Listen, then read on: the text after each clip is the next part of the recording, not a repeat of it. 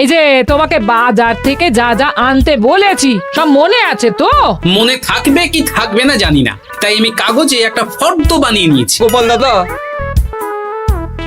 পুটির মায়ের দাঁতের যন্ত্রণাটা আরো বেড়েছে। কাল সারা রাত যন্ত্রণায় ছটফট করেছে। আমাদের বৈদ্যমশাই দাঁতের শল্য চিকিৎসা শিখতেই বাইরে গেছেন, আজকের মধ্যেই আশা করি চলে আসবেন। কিন্তু ও যে আর পারছে না।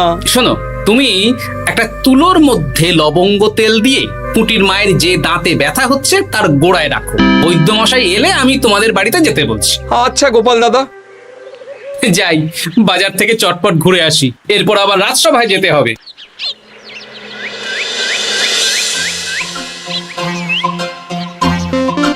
উফ, কি গরম রে বাবা, ছাতা নিয়ে বেরোলে ভালো হতো।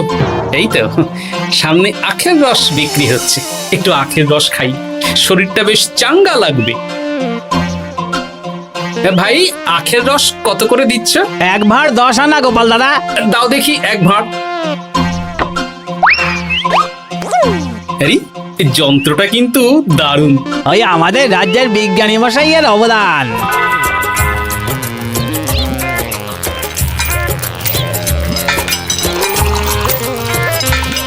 এই নাও গোপাল দাদা।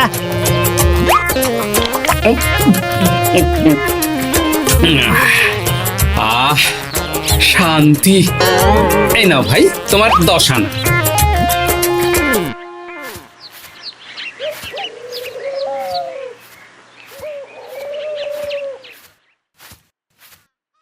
কি রাজবৈদ্য, এই ফিরছ নাকি? হ্যাঁ, এতদিন আমি দাঁতের চিকিৎসার ব্যাপারে তেমন কিছুই জানতাম না। এবার সব শিখে এসেছি। ভালোই করেছো, তুমি একেবারে প্রথম রোগীকে দেখে তারপর রাজসভায় এসো। প্রথম রোগী? পুটির মা গো, কালকে সারা রাত যন্ত্রণায় ঘুমোতে পারেনি। আরে আর বলো না, কদিন আগেই পুঁটির মাকে নিয়ে পুঁটির বাবা আমাদের বাড়িতে এসেছিল। দেখলাম ওই বাড়ির দাঁতে বিস্তর সমস্যা। সেই জন্যে দাঁতের শল্য চিকিৎসা শিখতে চলে গেলে? ঠিক তাই, আমি ব্যথা কমার পথ্য দিয়ে এসেছিলাম। দেখি এবার দাঁতটা তুলেই দিতে হবে। তাহলে তুমিও পুটিদের বাড়িতে যাও, আমি বাড়িতে থলে রেখে আসছি। আজ না হয় দুজনে একটু দেরি করেই রাজসভায় যাব। বেশ বেশ।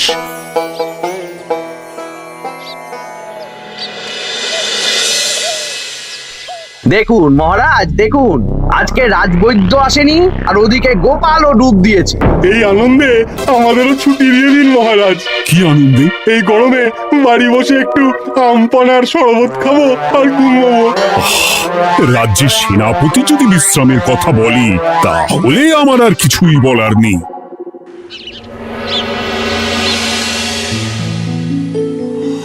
এই তো দাঁতটা পুরো পোকায় খেয়ে নিয়েছিল। এখন দুদিন কোনো কথা বলা যাবে না, শুধু জল বা তরল জাতীয় খাবার খাবে।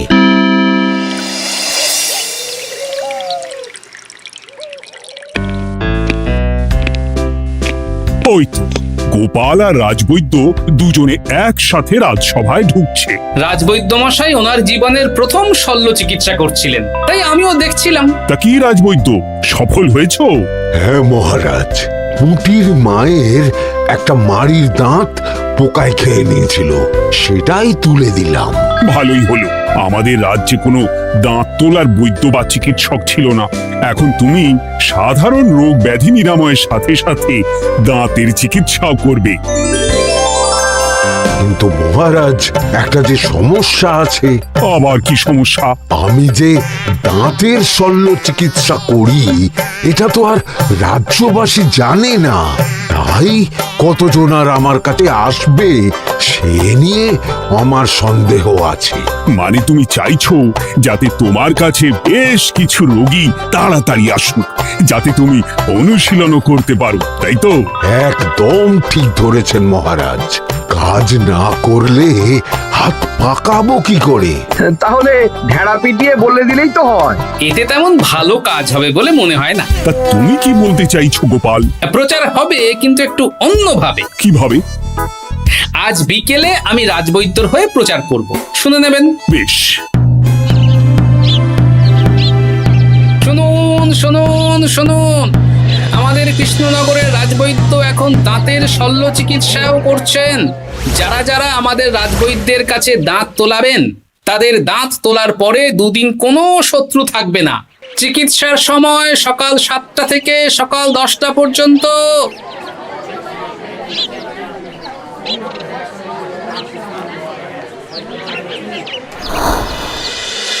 এসব তুমি কি উল্টো পাল্টা কথা বলছো গোপাল? উল্টো পাল্টা না, আপনি দেখুন না আপনার বাড়িতে লোকজন আসে কিনা। আর কেউ যদি জিজ্ঞাসা করে যে এই রকম প্রচারের কারণটা কি, তাহলে বলবেন রাজসভায় আমার সাথে কথা বলতে আমি বুঝিয়ে দেব।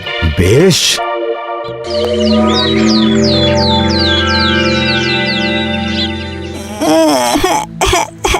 তোকে বারবার বলি এত মিষ্টি গুড় কাঠি খাস না। কি করবো বাবা, কি ব্যথা।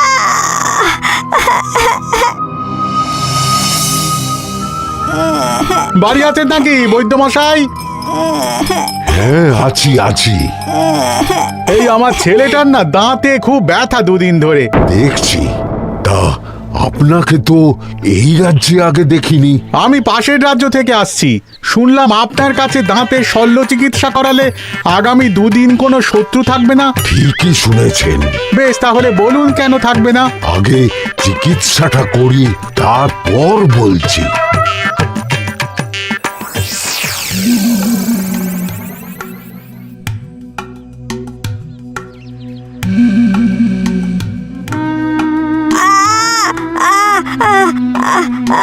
আর চিন্তা নেই, এখন দুদিন কোনো কথা বলা যাবে না। এবার তো বলুন আমার ছেলের আগামী দুদিন কোনো শত্রু থাকবে না কেন? আজকে রাজসভায় চলে আসুন, ওখানে গোপাল এই প্রশ্নের উত্তরটা দিয়ে দেবেন। তা বৈদ্য, তোমার কাছে আজকে কেউ এসেছে? সকাল সকাল দাঁত তুলে এলাম মহারাজ। বাবা, একদিনের প্রচারই এই ব্যাপার? মহারাজ, মহারাজ, বাইরে কয়েকজন অপেক্ষা করছে, তারা গোপাল দাদার থেকে কিছু জানতে চায়। তাদের ভিতরে আসতে বলো।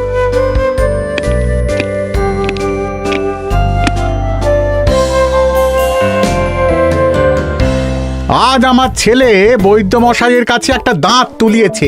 আমি জানতে চাই প্রচার অনুযায়ী আমার ছেলের নাকি আগামী দুদিন কোনো শত্রু থাকবে না, সেটা কেন বলা হয়েছে? আমরা জানতে চাই। বলতে পারি, কিন্তু কথা দিতে হবে। এই কারণটা বাইরে আর কাউকে বলা যাবে না। বেশ, বলবো না। বাংলায় একটা প্রবাদ আছে, বোবার শত্রু নেই। মানুষ সাধারণত কথার বিনিময়ে মতবিরোধ, বিবাদ বা শত্রুতা করে। যে ব্যক্তি কথা বলতে পারে না, তাই তার সঙ্গে কথা বলে মতবিরোধ হওয়ার কোনো সুযোগই নেই। মানে যার যার দাঁত তোলা হবে তারা তো আগামী দুদিন কথা বলতে পারবে না। আর কথা না বললে কোনো বিবাদ হওয়ার ব্যাপার নেই। আর বিবাদ না হলে কারো সাথে শত্রুতাও হবে না। কি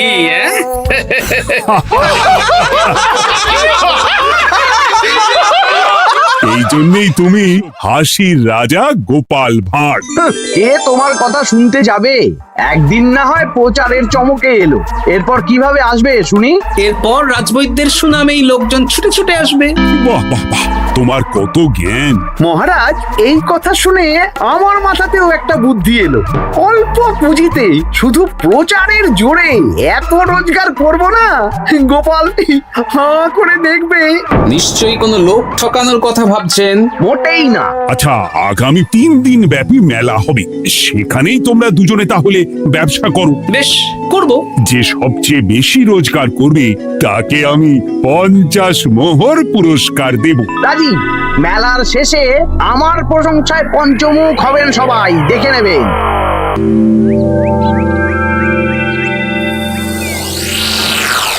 খুব তো বড় মুখ করে বলে এলেন যে ব্যবসা করবেন মেলার মাঠে। তা আপনি কি ব্যবসা করবেন শুনি? ভাগ্য পরীক্ষার দোকান দেব। মানে আমি বিভিন্ন মেলায় দেখেছি যে একটা দোকানে নিচের দিকে হেলানো অবস্থায় একটা পাতলা কাঠের পাটাতন থাকে। সেই পাটাতনের উপরে 1 থেকে 6 অবধি সংখ্যা লেখা থাকে, তাই তো? হ্যাঁ, যারা মেলায় ভাগ্য পরীক্ষা করতে আসবে তাদের ফাঁপা লোহার 6টা বল দেয়া হবে। যদি ওই 6টা বলই 6 নম্বর লেখা খোপের মধ্যে ঢোকাতে পারে, তাহলে প্রথম পুরস্কার পাবে। আমিও ওটারই দোকান দেব, কিন্তু শুধুমাত্র একটাই পুরস্কার থাকবে। 6টা বল 6 নম্বর খোপের মধ্যে ফেলে কেউ যদি 36 করতে পারে তাহলে সে পাবে 100 মোহর উপহার। আরে খেলার জন্য কত মোহর লাগবে? 1 মোহর। আপনি কিন্তু জেনে বুঝে বিপদ ডেকে আনছেন। একজন কেউ ফেলে দিলেই আপনার হাত থেকে 100 মোহর ফসকে যাবে। আরে মেলার ভিড়ে যদি আপনি পুরস্কার না দেন তাহলে জনতার একটা মারও ফসকাবে না। আরে সেই জন্যই তো তোদের পোষা। তোদের মধ্যে যে কোনো একজন ওই কাঠের পাটাতনের নিচে লুকিয়ে থাকবি। যখনই দেখবো কেউ 36 করে ফেলছে, আমি গলা ঠাকরাবো আর তোরা কাঠের পাটাতনটা হালকা করে নিচ থেকে নাড়িয়ে দিবি। এটা তো দারুণ বুদ্ধি। কি বলছো গোপাল, তুমি আখের রসের দোকান দেবে? হ্যাঁ, এই গরমে আখের রসের বেশ চাহিদা। তোমার বানানো ওই যন্ত্রের চাকা ঘোরাবো আর আমার ভাগ্যের চাকা ঘুরবে। সে ঠিক আছে, আমার কয়েকটা যন্ত্র বানানোই আছে। তুমি না হয় মেলায় ব্যবহার করো 3 দিন। ব্যাস, আর চিন্তা নেই। এবার শুধু জমিয়ে আখের রস বিক্রি করব, সাথে বিভিন্ন মশলা, বরফ আর পাতিলেবুর রস দেব।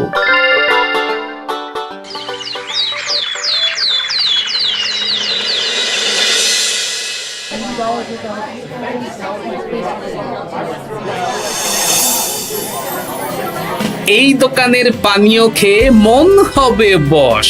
গোপাল ভাঁড় নিয়ে এসেছে ঠান্ডা আখের রস। আরে গোপাল দাদা, তুমি আখের রস বিক্রি করছো? ঠান্ডা আখের রস কত করে গো গোপাল দাদা? 1 ভাঁড় মাত্র 10 আনা। 6 ভাঁড় দাও। এক্ষুনি দিচ্ছি।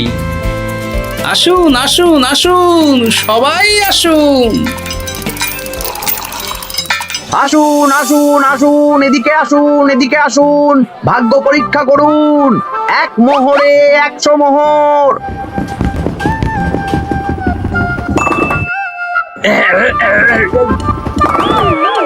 ভাগ্য পরীক্ষা করুন। মন্ত্রী মশাই বলেন কি 1 মোহরে 100? তুমিও ভাগ্য পরীক্ষা করাবে নাকি? একবার বাজিয়ে দেখতে দোষ কি? দাও, আখের রস খেয়ে বরং চলে যাই। এই তো হয়ে এসেছে। এই নাও, ধরো।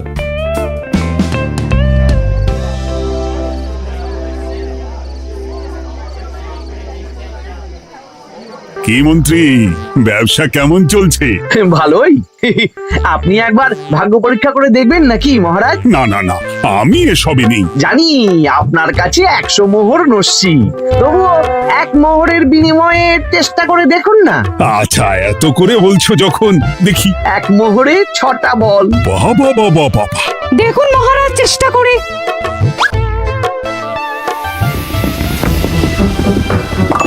এই তো একটা 6 পড়েছে। আবার চেষ্টা করুন। জয় মা জয় মা। আবার 6। সাবাস। দেখুন হয়ে যেতে পারে, আর তো মাত্র 4টে বাকি। দেখি তৃতীয়টা। আরে পাস, আবার 6। নিন খেলুন। এই যা, হলো না।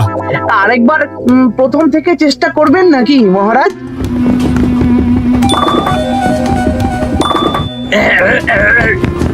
না, এবারেও হলো না। 2 মোহর জলে। অন্য সব জায়গায় বাকি সংখ্যাতেও পুরস্কার থাকে, আপনার এখানে নেই কেন? আমার এখানে ধামাকা পুরস্কার, তাই বাকি আর কিছু রাখিনি। 36 করতে পারলেই 100 মোহর। এই নাও মন্ত্রী, 2 মোহর।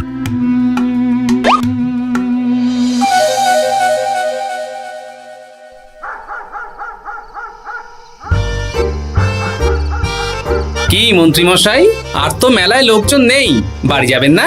তুমি যাও না, আমি একটু পরে যাব। বেশ, আমি এগোলাম। গোপাল আর মন্ত্রী, তোমাদের কার কেমন রোজগার হয়েছে একদিনে? মহারাজ, কালকে আমার 7 মোহর 20 আনা রোজগার হয়েছে। আমার 70 মোহর, কিন্তু খরচ কিছুই হয়নি, কারণ কেউ 36 করতে পারেনি মহারাজ। আমি তো বলেছিলাম আমি যখন ব্যবসা করব, গোপাল আমার ধারে কাছে দাঁড়াতে পারবে না। বেশ, এখনো তো আজ আর কাল 2 দিন মেলার বাকি আছে। দুদিনেও আমার 2 কানা করিও খরচ হবে না, শুধুই রোজগার। গোপাল যতই প্রচার করুক আর যতই ভালো আখের রস বানাক না কেন, আমার ব্যবসাকে টপকাতে পারবে না। ঠিক আছে, আজকে আমি একবার ভাগ্য পরীক্ষা করে দেখবো। আমার দোকানে সুস্বাগতম। নাও সেনাপতি, চেষ্টা করে দেখো। দিন বল। আমিও সেনাপতির খেল দেখতে এলাম। প্রথম বল, এই যে গড়িয়ে গড়িয়ে গড়িয়ে 6 নম্বর। সাব্বাস সেনাপতি। আবার 6, তৃতীয়, চতুর্থ, পঞ্চম। আরেকটা ফেলতে হবে। নাও সেনাপতি। ষষ্ঠ বল, এই যা, হলো না। এটা কি হলো? আবার চেষ্টা করো তো সেনাপতি। হ্যাঁ, 3টে হয়ে গেছে, এবার 4 নম্বর। এই যা, 4 নম্বরে চলে গেল। চাই ব্যাপারটা কি? মন্ত্রী মশাই গলা খুসখুস করার পরের বলটাই পরপর 2 বার অন্য ঘরে পড়ল। নিশ্চয়ই কোনো রহস্য আছে। না, আজকে রাতে ব্যাপারটা দেখতে হবে। চলুন মন্ত্রী মশাই, পুরো মাঠ ফাঁকা, একা একা মশা মারবে নাকি? আমি পরে যাব, তুমি যাও তো। বেশ। ব্যাপারটা কি? আমাকে তো নজর রাখতে হচ্ছে। না, একটা গাছের পিছনে লুকিয়ে পড়ি, মন্ত্রী মশাই গেলে ওনার পিছু নেব। দেখুন মন্ত্রীমশাই, পরপর 2 দিন আমি পাটাতনের নিচে ছিলাম। আগামীকাল ঘটাকে থাকতে বলুন। বেশ, তাই হবে। আর অত জোরে গলা ঠাঁকড়াবেন না, কেউ যদি সন্দেহ করে ব্যাপারটা বুঝে যায় মুশকিল হয়ে যাবে। আরে কেউ বুঝবে না, অনেক রাত হলো, চল চল চল চল চল। আচ্ছা, এই ব্যাপার। তাই ভাবি 2 দিন ধরে একটাও কেউ পারলো না কেন? কাল আমিও মজা দেখাবো।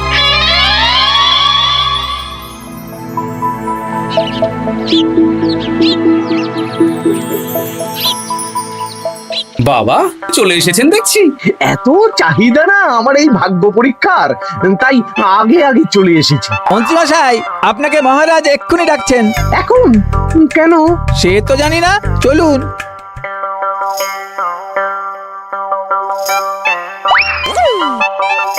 এই বেটা ঘটা, এবার বেরো।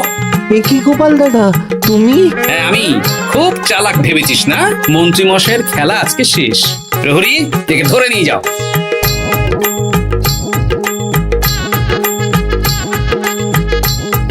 বিজ্ঞানী, তুমি তোমার চুম্বক নিয়ে এসেছো তো? হ্যাঁ, এবার 6 নম্বরের নিচে একটা টান টান করে সমান রেখা টানতে হবে, আগা থেকে গোড়া অবধি। তুমি তো সব সকালে বুঝিয়েই দিয়েছো, দাঁড়াও দাগটা টেনে নি। একদম 6 নম্বর খোপ অবধি যাচ্ছে, সেই অনুযায়ী টান টান করে দাগ টানো। এই টানছি, তুমি বাইরে নজর রাখো। নজর রাখছি। কাজ হয়ে গেছে, তুমি একবার অনুশীলন করে দেখে নাও। হ্যাঁ দেখছি। শুরু করো। শুরু করছি। একদম পাক্কা আছে। দূর, কেউ ডাকেনি, অকারণে সময় নষ্ট করলো। কতগুলো খদ্দের ফিরে গেছে কে জানে। কি হলো মন্ত্রী মশাই, এত রাগ কিসের? রাগ হবে না, ওরই বেটা আমার সাথে মজা করছিল। বেশ অনেকজন খদ্দের ফিরে গেল, আমার কত ক্ষতি হয়ে গেল। আমি খেলে আপনার ক্ষতিপূরণ দিতে পারি। তুমি খেলবে? হ্যাঁ, ভাগ্য পরীক্ষা করতে দোষ কোথায়? ওই তো বেশ কয়েকজন সভাসদেরা আসছেন, সবার সামনেই খেলবো। তাহলে শুরু করি। হ্যাঁ, শুরু করো। এই বল যা, 6 নম্বরে যা। আরে বাস, গোপালের ফেলাপল তো গড়ালো না, সোজা 6 নম্বরে চলে গেল। এই দেখুন, আবার যাবে। বলকে আমি বলবো, বল কথা শুনবে। এই বল যা তো, 6 নম্বরে যা। আবার 6, আবার 6, আবার 6। কি এটা কি হচ্ছে? যা বল, এটাও 6 নম্বরে যা। আবার 6, 100 মোহর। হ্যাঁ, এটা কি করে হলো? দিন মন্ত্রী মশাই, 100 মোহর দিন। ইয়ে না, মানে মন্ত্রী দাও বলছি। আমি আবার খেলবো। 6 আবার 6। আবার 100 মোহর। আর নেই। এই ঘটা, আর কি করছিসটা কি? ঘটা নেই মন্ত্রীমশাই, আমি আছি। আর আছে আমার চুম্বক। মানে মানে তোমার কারসাজি ধরা পড়ে গেছে মন্ত্রী। গোপাল আমাদের সব বলেছে। আপনি যেমন ছলনা করে ভাগ্য পরীক্ষার ব্যবসা করছিলেন, তেমনি গোপালও ছলনা করে আপনার ব্যবসা উল্টে দিল। তাহলে শেষমেশ কে জিতলো? হাসির রাজা, জ্ঞানীর রাজা, রসিক রাজা গোপাল ভাঁড়।